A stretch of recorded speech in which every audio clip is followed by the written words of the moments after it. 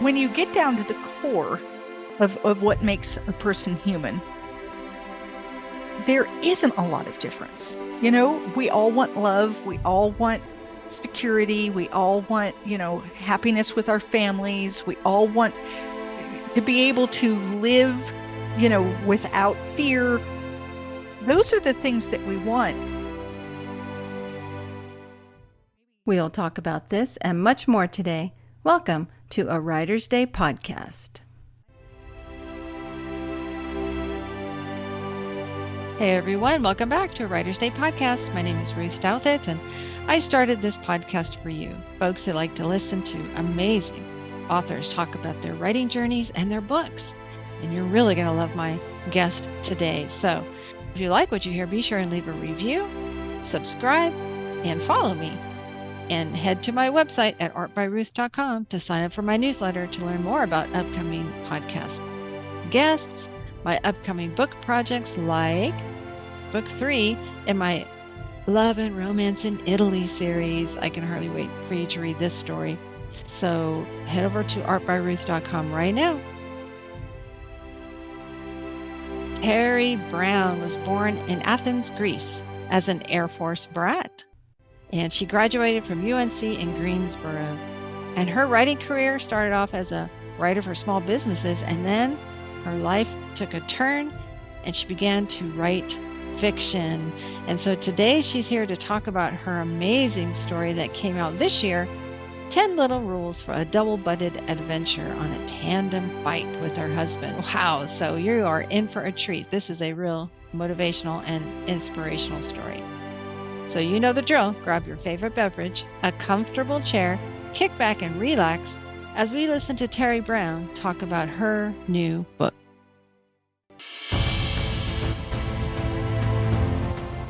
Hey everyone, welcome back to Writer's Day podcast. I'm super excited to have Teri Brown with me today. Welcome, Teri. Thank you so much for having me. I'm super excited to be here. Of course. Well, why don't you tell my listeners a little bit about yourself, and then we'll talk about your amazing book. All right. I never really know where to start. It's like, do you want me to go back to my childhood? Do you want me to go?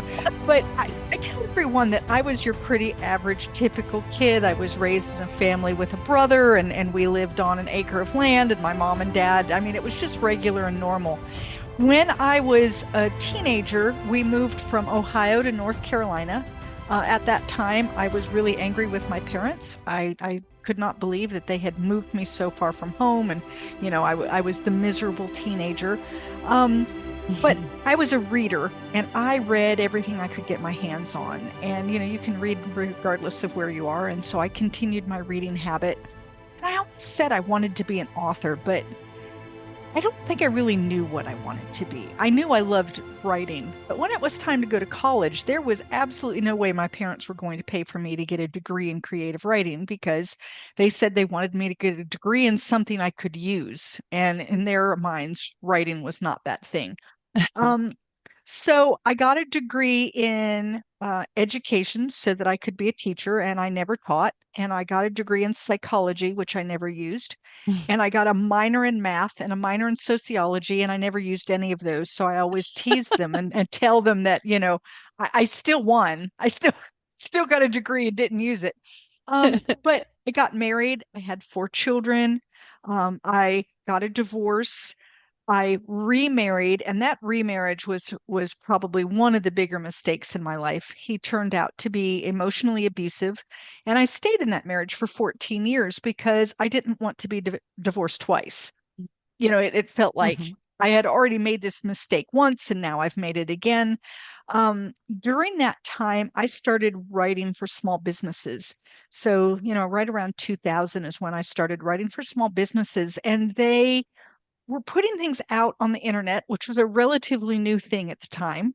And the stuff they were putting on the internet was terribly written. And I realized, hey, I'm good at this. And I can go in and help them kind of clean up what they have. And I did that for quite some time and started really feeling like I wanted to write a novel. But I'm in this bad relationship. And when you're writing a novel, you're really putting yourself out on the line. You're imagining characters and you're bringing them to life. And people can be really cruel and they can say mean things, and you want a safe place to land. And I didn't have that. But in 2017, I got out of that relationship, and I tell people that words started to fall out of me, just Wow. literally fall out of me. And so I Hmm. wrote my first manuscript, and it was terrible, but it had like 50,000 words, a beginning and a middle of an end. It did have a storyline, it had the characters, and I thought, I can do this. It's just a matter of learning a little bit more about the craft. So I wrote another manuscript and another one, but I was still very damaged. I'd gotten out of this long abusive relationship and I didn't feel like I was any good or worthwhile. And then I met Bruce, who became my third husband, and I almost hate saying that out loud because it makes me sound like I've just been through a host of them. But when I met him, he helped me start to figure out who I was again. And right about the time I met him, I had been deciding that I really wanted to go on just some kind of an adventure, something big and bold that would prove to people that I still had worth. Um, and he told me that he had been wanting to ride across the United States on a bicycle. And I thought, ooh, that would be an adventure. So we eventually decided that he and I would ride a tandem bicycle from the coast of Oregon to Washington, D.C. And we did that in the summer of 2020. And at the end of that 3,102 miles, as we're coming up on in Washington, D.C., we stopped at the Marine Corps Memorial. And as we're coming up on that memorial, he said, "Do you see that flag?" I said, "I do." He said, "That is where we're stopping." Mhm. All of a sudden, I started to laugh and cry.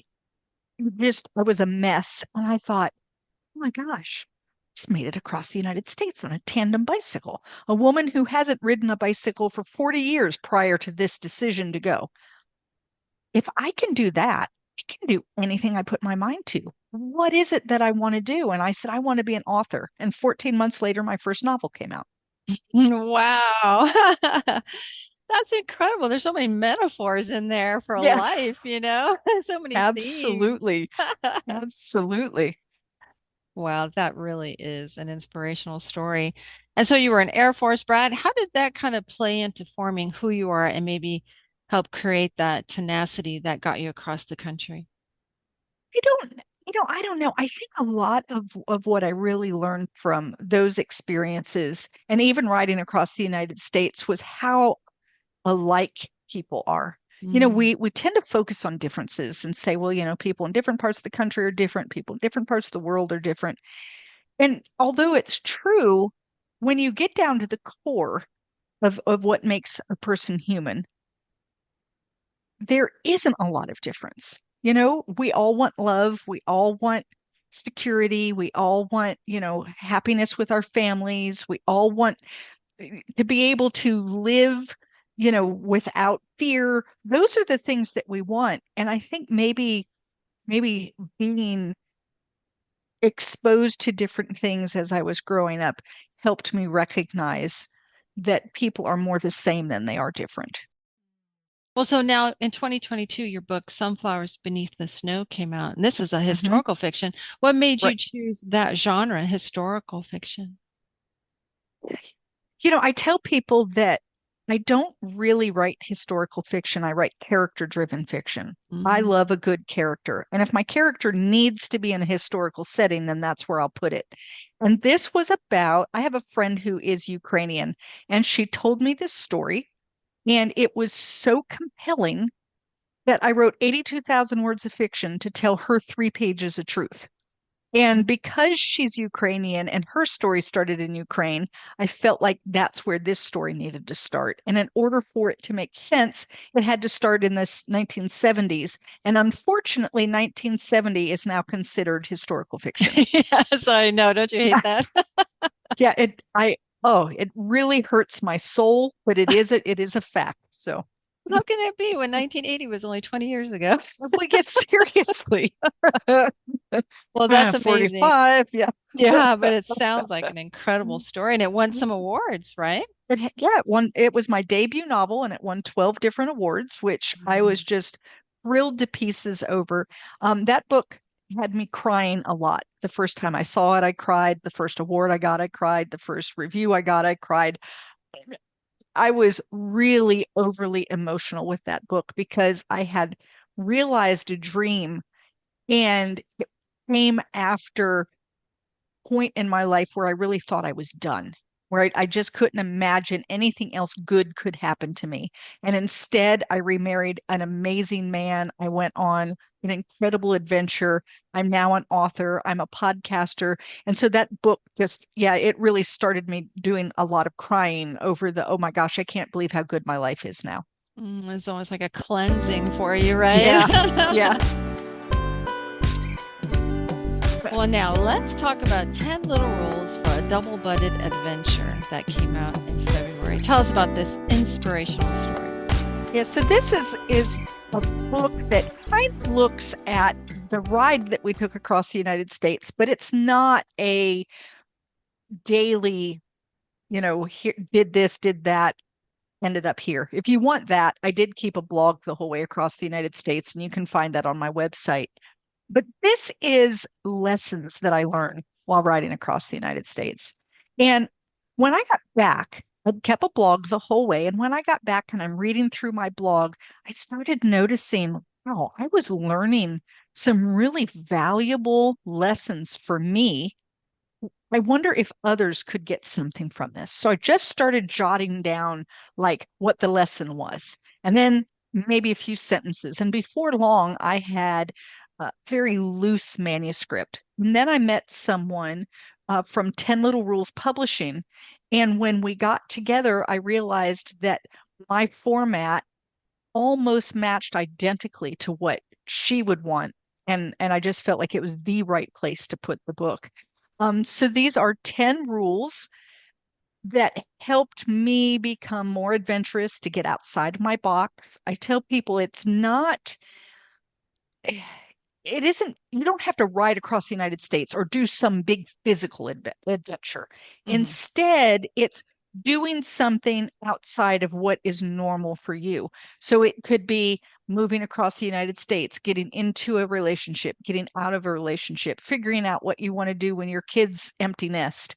Um, any of those things, or just, I've always wanted to learn to play the violin. Whatever it is, what is stopping you? And then these rules are kind of rules that can help you move beyond that point. Mm, great idea. So tell us what one of the rules is and how did you decide to come up with just 10? I actually have 20, but only 10 in the book. And my publisher says that she would be willing to consider a second book. So Oh, you there never you know. go. There might be another book of That's a 10. great idea. Yeah. Yeah, yeah. But I think can I tell you about two rules or just Mm-hmm. one? No, go ahead. Two rules? Okay. So one of my rules that I really love is don't quit on a bad day.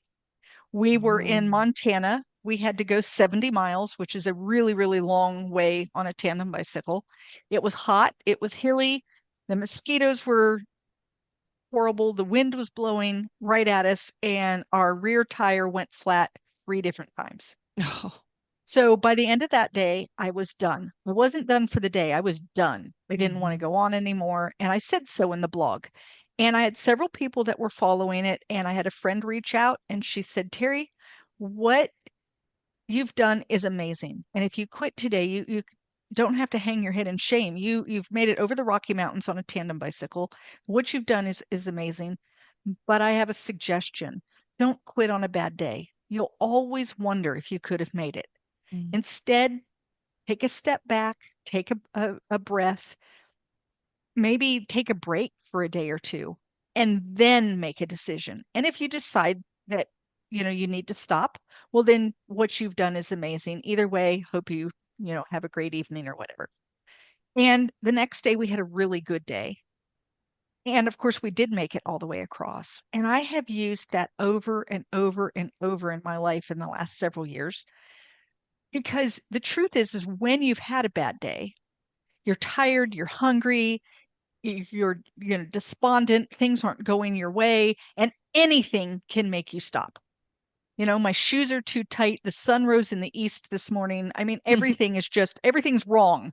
Yeah. And it's so easy to quit. And she was right that if you quit and you did it in an emotional frame of mind, then you'll second guess yourself. So I tell people, I'm not saying don't quit. Sometimes quitting is the absolute right thing. When I got out of that abusive marriage, that was the right thing. Sometimes quitting your job is the right thing, but don't do it right after an argument with your spouse or a bad day with the boss. Mm. Like, think about it and make plans. So that's one of the rules. And then the other rule that I have, um, unfortunately, 2.5 years ago, 3 years ago now, my husband was diagnosed with glioblastoma, which Mhm. is an incurable brain cancer, and he passed away in January. Oh, Um, I'm so and sorry. on the day that he passed away, I got my author copy of this book. I had been hoping for it to come in, and I he I think he was could still hear me, but he didn't open his eyes. But I told him all about the book, and I laid down in bed next to him, and I started reading it to him. And I Mm. read the introduction, and I read rule number one, and I read rule number two, and then I said rule number three: do hard things. And Mhm. he died right Oh, then, right then. right then. And I feel like I gave him permission to do something that was very difficult for him as a 25-year Marine. You don't give up the fight, except Mhm. that the cancer had won. The other thing is for the last 2 months, because of where his tumor was, he was unable to speak to me. Mhm. He could give me thumbs up. He still knew what was being said to him, but he could not say things to me. And I feel like that was his like parting words for me, that for the next several months I was going to have to do hard things. So that's also one of the rules is, you can do hard things. Oh, Terry, that's beautiful. Oh, what a powerful story. I'm so glad you wrote this book. And folks, the cover has her and her husband on there, so it's beautiful. Wow, powerful. And I love how they're life lessons. They're not less, you're not like telling people. It's more like, hey, No, reflect on this. Think right. about it, And not right? only that, not only that, it's got a guided journaling after each Mm. chapter. So I ask questions, and essentially these are rules that worked for me. And I'm not saying that they were going to work for you, Yeah, but exactly. that maybe they will jumpstart you toward your rules. Maybe of my 10, 7 of them resonate with you, and you come up with two others on your own, and you only need 9 rules. Or maybe you're someone who needs 57 rules, and these 10 are going to work, but you're going to need more. The questions at the back kind of help you think about the things that you've read and then discover for yourself, what do you need in order to live a more adventurous life? That's so true. And do hard things. I firmly Yeah, believe that. I had a book in my classroom when I was a school teacher called Do Hard Things because I wanted my yeah, students to read about it and be encouraged. One of my students actually brought it in for me. And you're right. It's one of those things where you need to get out of your comfort zone time yeah. and again, right? And just test yourself. And Well, and when yeah, you're you don't sitting have to in go your across comfort, country, right? right? But No, you don't. And that's what I tell people. You don't have to go across the country, but when you're hmm, sitting in your comfort zone, you don't grow yeah. and you don't learn. And everything's very comfortable and cozy. And I understand why people want to stay in that little box that they've Yeah. made, because it's predictable and it's cozy. And even if you aren't super comfortable, like, "Oh, I wish I could do more." There's part of you that says, yeah, but I'd rather stay here where I Hmm. know what's going to happen tomorrow and the day after that and the day after that. And Hmm. so I really tell people, try to get beyond that box in some way, something, even if it's something small, just to stretch yourself and see what you're really made of. At the end of that trip, I realized so much about myself. And I realized, I wasn't done. My life wasn't over. I wasn't a loser. I wasn't all of these things I had been telling myself, that I was a very capable individual. And since that ride, I've written 5 books. I've gotten over 60 awards. I've started a podcast. I did a TEDx talk, and I would have never thought any of that was possible just 5 years ago. Hmm. And it starts with doing hard things. Oh, I Yeah. love that. And my husband started to get really complacent for a while there, getting comfortable. And I'm a big believer in doing hard things. I've run many marathons and ultra marathons and left a really good paying job to go teach. I already make any money, right? Teach middle school and then all these other challenges I faced. But I noticed he was kind of getting a little complacent. And I said, you know what? You need a challenge. He said, what do you mean? I said, you're getting into that comfort zone and you're not challenging. You're coasting. Coasting's fine. You sit on a raft and you're on the ocean, you're coasting. It's Right. beautiful. It's fine. But sometimes you got to get on the surfboard and Yeah. surf. Surfing is Yeah. fun. Yeah, you fall down, you get hurt. It's a bummer, but you get back up and you try again. And before you know it, you're surfing and wow, it's just so much better than sitting in a little raft and coasting. And I think it's But okay to do that on occasion. yeah, You've done this big bold thing, and now you feel like coasting for a little while. And I think there's yeah, nothing wrong with that. no, not at It's all. sometimes you really do need that downtime, but eventually you need to get out there and stretch the wings Yes, and again. that's what I And wanted him to yeah, do, and he did it. He became a chaplain, and now he does all these wonderful things with that. And it's just about, like you said, realizing how capable you are. Sometimes you right, don't get off the raft and try the surfboard because you don't think you can, right, right? But your right. story is about, yes, you can. You can do these things. When I'm talking about this, I remind people that everything they need is already in deep inside of themselves. Mm, They they might not be able to find it. It might have been buried underneath a lot of junk, but it's there. And so look for it. And if you can't find it on your own, talk with a therapist, talk with a pastor, talk with your best friend, talk with your spouse, talk with someone in your family, read a good book, do something because what you need is inside of you. You need some skills, but the thing that will push you forward, you already have deep inside of you. I firmly believe that. Well, so what's coming next? I hear you have a children's book, a picture book. Yeah, I have a children's picture book that came out in April. So it's a story about a little engine who wants to be an astronaut engine. And her friends make fun of her and tell her there's no such thing. So she goes on a quest to see if she can figure out what she wants to be when she grows up. And she decides she's going to stick with her original dream. And what's really cool about that is after I finished writing it, an article came out from NASA saying that they were going to put a train on the moon. They're going to put a permanent space station up there and put a train to get things and people from the light side to the dark side of the moon. So I wrote, Lola had big dreams, even though her friends made fun of her. Now she can be a space train, just like the picture she drew. And just like Lola, you can have big dreams too. So that's kind of what that book is about. I'm really excited to have that one out there. Oh, so cool. And so you're a grandma.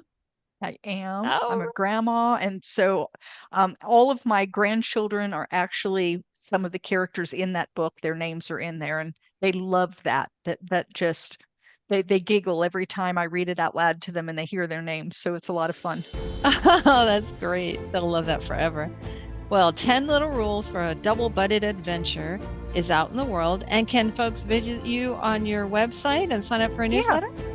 Yeah. So if you go to my name, which is Teri M. Brown, and that's Teri with one R, there you can sign up for my newsletter. You can purchase my book. You can see my podcast, and I follow on all my social media. And then I also just have a contact me page. So if you have a question and you just want to reach out to me, I always try to get back with people who reach out. Oh, that's great. Well, Teri, this has been a thrill chatting with you about your amazing life adventure and your books. And wow, I really look forward to reading what's coming next, your next adventure. I know you're not one who's just going to sit down, although you do like laying on the beach. I Read that do. about you. I do. I love being at the beach and doing all the lazy things that go with the beach. But then I also like trying new and exciting things as well. So my beach is kind of where I get the energy to go out and try something big and bold again. Ooh, I could go for that. Well, it's all about balance. It is. Absolutely. Well, Teri, thanks for joining me today. I appreciate it. Thanks so much for having me, Ruth. Wow, what an inspirational story. Teri Brown shares with us this amazing journey, life journey she had with her husband, her late husband. Wow. I'm still just in awe.